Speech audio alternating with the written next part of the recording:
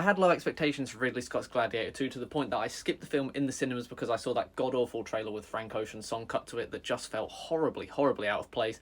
And I have to say that I avoided the film until now that I found a cheap copy, just because I wasn't willing to really give it any actual money. I love Ridley Scott as a director, and I think he's done some fascinating work. Obviously, over the years, he's made masterpieces. But I think to a certain degree, he has lost the plot, because House of Gucci is one of the worst films I've ever seen, and the only reason that I remain interested in his work is because you occasionally do still see a glimmer of the brilliance that he has within him, with The Last Duel, for instance, from 2021, which I think is one of the best films of the 2020s from mainstream American cinema. Gladiator 2 is a very strange film because it is a complete and utter mess, but it is very watchable at the same time. This is not my kind of genre at all. Normally the kind of film I'd completely ignore.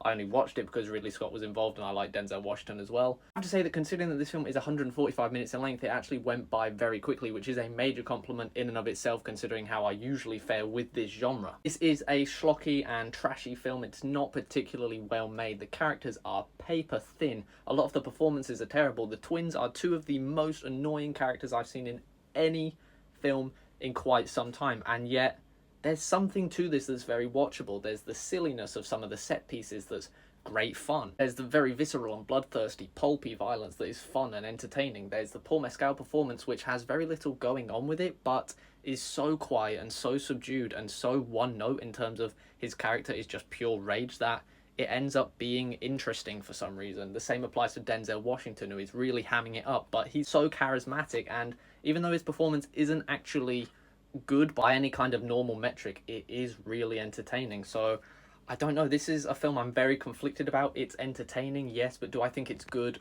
Almost certainly not.